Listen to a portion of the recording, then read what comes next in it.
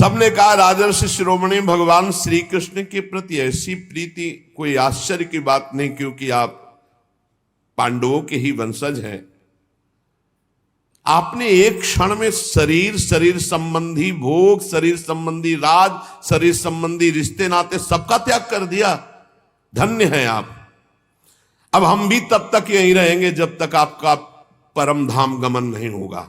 ऋषियों ने कहा जब तक आप भगवत धाम नहीं जाएंगे हम सब ऋषि यहीं बैठे रहेंगे 7 दिन 7 रात। ऋषियों के वचन सुनकर राजा परीक्षित ने उन फिर मुनियों का अभिनंदन किया और ऋषियों से प्रार्थना की कि आप सब ओर से पधारे हुए ब्रह्म ऋषि हैं, सत्यलोक में रहने वाले मूर्तिमान वेदों के समान आप हैं। आप लोगों का हम पर बड़ा अनुग्रह है, आपका लोक परलोक में कोई स्वार्थ नहीं है। सबसे हम ये प्रश्न करते हैं कि मरणासन पुरुष को परम कल्याण के लिए क्या करना चाहिए? जो शीघ्र शरीर छोड़ने वाला है, शरीर छूटने वाला है, उसको क्या करना चाहिए?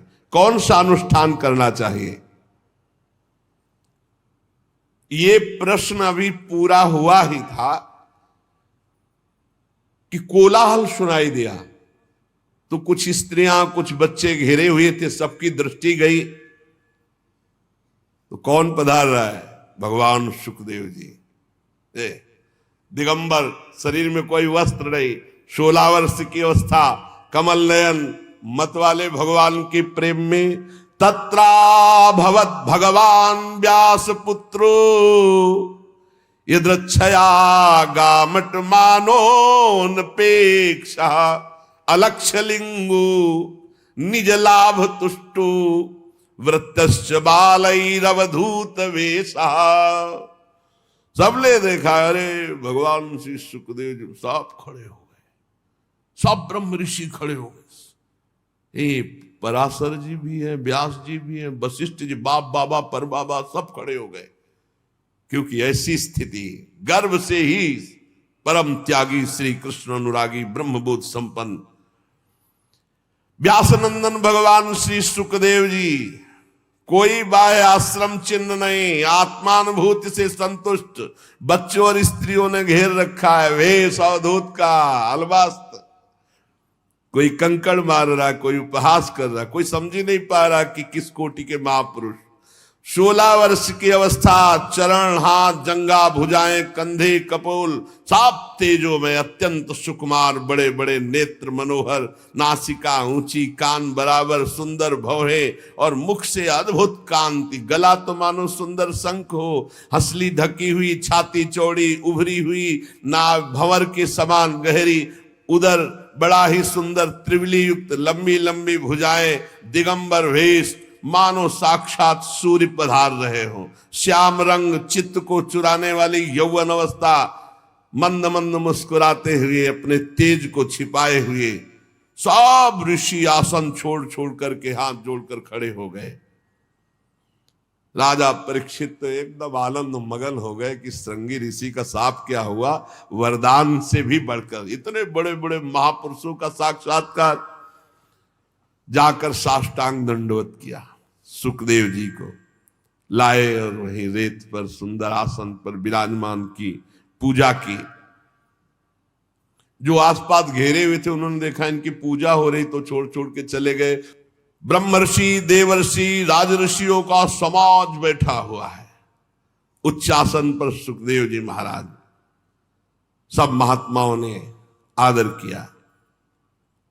शांत भाव, अर्ध खुले हुए नेत्र, सुखदेव जी बैठे हुए दिगंबर।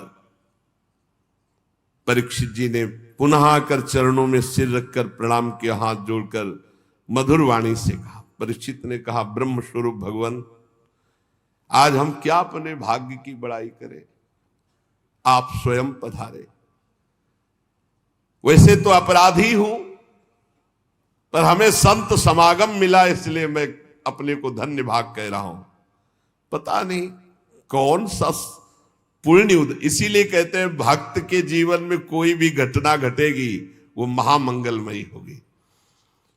अरे बड़े बड़े तीर्थों को तीर्थ बनाने वाले आप सब महात्मा, इतनी कृपा, इतनी बुलाओ तो एक महात्मा नहीं आ सकते, ऐसे महापुरुष हैं सब पूरे विश्व के महात्मा। और श्री सुखदेव जी, इनको तो कहा निमंत्रण कार्ड भेजे, ये तो हर समय आत्मलाभ में संतुष्ट अवधूत बनकर विचरण। एक से एक परीक्षित जी ने कहा, आज आप सब महात्माओं के दर्शन से मैं परम पवित्र, कोई भय नहीं है। अब दर्शन, स्पर्श, पाद प्रक्षालन, आसन आदि का जो मुझे अवसर दिया गया आप सब महात्माओं के लिए, महायोगिन, आज मैं बहुत खुश हूं, बहुत प्रसन्न हूं। मुझे यही लग रहा है कि पांडवों का पक्ष लेने वाले भगवान श्री कृष्ण आज हम पर बहुत प्रसन्न है। जब द्रवहि दीन दयालु राघव तो साध संगत, अरे आप जैसे महात्माओं का सानिध्य, मैं उन्हीं के कुल में उत्पन्न हुआ हूं, शायद उसी पक्षपात का निर्वाह कर रहे हैं। भगवान श्री कृष्ण की कृपा ना होती तो आप जैसे एकांतवासी अवधूत परमहंस स्वयं पधार कर हमें सुख दे रहे।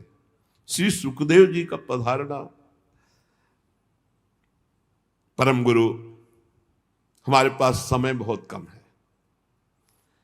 इसलिए हम आपको समस्त साधनों में परम प्रवीण साध्य को प्राप्त हुए जानकर आपसे प्रश्न कर रहा हूं कि मरणासन पुरुष को क्या करना चाहिए। यही प्रश्न था जब उठाया था, तभी श्री सुखदेव जी पधारे। मनुष्य मात्र का क्या कर्तव्य है, क्योंकि सब मरणासन है, उनको तो 7 दिन बाद ही तक्षक काटेगा, अपने को 7 मिनट का भरोसा नहीं। क्या श्रवण करे, क्या जप करे, क्या स्मरण करे, क्या साधना करे, क्या भजन करे।